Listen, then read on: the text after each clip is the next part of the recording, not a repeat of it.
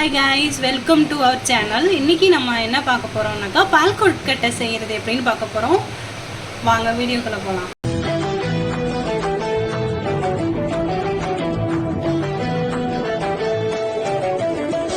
ஒரு கப்பு அரிசி மாவு எடுத்துட்டு ஒரு கப்பு தண்ணி எடுத்து அதில் வந்துட்டு கீயும் உப்பு சேர்த்து தேவையான அளவு நம்ம பாயில் பண்ணிட்டு தண்ணியை இதில் ஊற்றி நல்லா சாஃப்டாக இந்த சாஃப்ட்னஸ் வரணும். எப்படி பிசைஞ்சு வச்சுக்கணும். இவ்வளோ பெருசு குட்டி குட்டி பாலாக நம்ம செஞ்சு எடுத்துக்கணும்.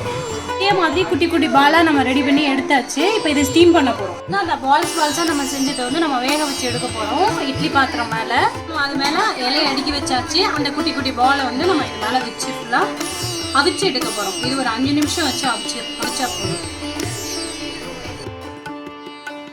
நம்ம 1 லிட்டர் பால் எடுத்துருக்கோம். அதை நல்லா கொதிக்க வச்சு எடுக்கணும். இது வேகிறதுக்குள்ள இந்த பால் ரெடி ஆகிடும். இப்போ நம்ம வெந்துருச்சான்னு பார்க்கலாம். நல்லா வெந்துருச்சு. இப்போ இதை நம்ம எல்லாத்தையும் பிளேட்டில் மாற்றிக்கலாம். இப்போ இது நல்லா வெந்துருச்சு பாருங்கள். நல்லா வேக வச்சு எடுத்தாச்சு. இப்போ வந்து அது திக்னஸ்க்காக வேண்டி 1 ஸ்பூனு அரிசி மாவு எடுத்துகிட்டு இதை தண்ணி ஊற்றி மிக்ஸ் பண்ண போகிறோம். இப்போ வந்து நான் அதிகமாக செய்கிறதுனால 2 ஸ்பூன் எடுத்திருக்கேன். தண்ணி ஊற்றி மிக்ஸ் பண்ணி எடுத்துக்கணும். இப்போ பால் நல்லா காய்ச்சதுக்கு அப்புறமா இந்த உருண்டைகளை எல்லாத்தையும் இதில் போட்டுக்கலாம். இது இப்போ வெந்துட்டு இருக்குது. இதில் போட்டாச்சு. இது ரெண்டும் கொஞ்சம் வேகட்டும். அதுக்குள்ளே நம்ம இதுக்கு தேவையான வெள்ளைப்பாகு எடுத்துக்கணும். இப்போ வந்து அதுக்கு தேவையான வெல்லம் நான் ஒரு 3 கட்டி போடணும். ஆனால் வெல்லம் கம்மியாக இருந்தது. அதனால நான் வெல்லமும் நாட்டு சர்க்கரையும் எடுக்க போகிறேன். அதுக்கு தேவையான அளவு தண்ணி ஊற்றிட்டு நம்ம ஒரு 1 லிட்டரு பால் காய்ச்சிடும் அப்படின்னாக்கா ஒரு 1/2 கிலோ நாட்டு சர்க்கரை போட்டுக்கலாம். இல்லைன்னா வெல்லம் போட்டுக்கலாம்.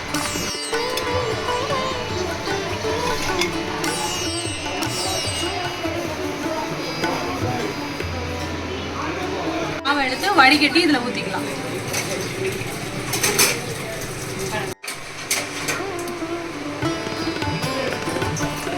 இப்போ நம்ம இந்த 2 ஸ்பூன் அரிசி மாவு கலந்து வச்சிருந்தோம்ல, அதை வந்து இதில் ஊற்றிக்கிறோம். ஏன்னா திக்னஸ்க்காக வேண்டி.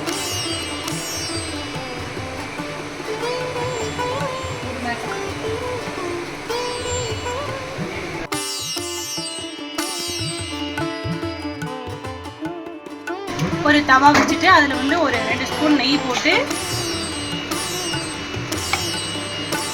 போட்டாச்சு.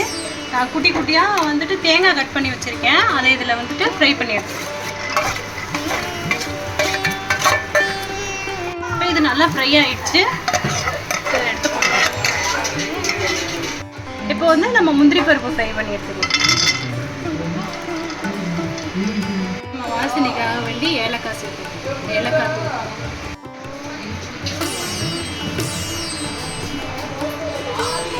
இப்போ நம்ம வதக்கி வச்சுருக்க முந்திரி பருப்பையும் இதில் நம்ம போட்டுக்கலாம். இது வந்து அரிசி மாவு, தேங்காய், பால் எல்லாம் சேர்ந்ததுனால உடம்புக்கு ரொம்ப நல்லது. ரொம்ப ஈஸியாகவும் ரெடி பண்ணிடலாம். குழந்தைங்களுக்கெல்லாம் செஞ்சு கொடுத்து பாருங்கள். நல்லா விரும்பி சாப்பிடுவாங்க. இது செஞ்சு பார்த்துட்டு கண்டிப்பாக கமெண்ட் பண்ணுங்கள் டேஸ்ட் எப்படி இருந்ததுன்னு. இதே மாதிரி ட்ரை பண்ணி பார்த்துட்டு நீங்களும் சாப்பிட்டு என்ஜாய் பண்ணுங்கள். Thank you so much. சப்ஸ்கிரைப் பண்ணுங்கள், ஃபாலோ பண்ணுங்கள். பாய். அடுத்த வீடியோவில் பார்க்கலாம்.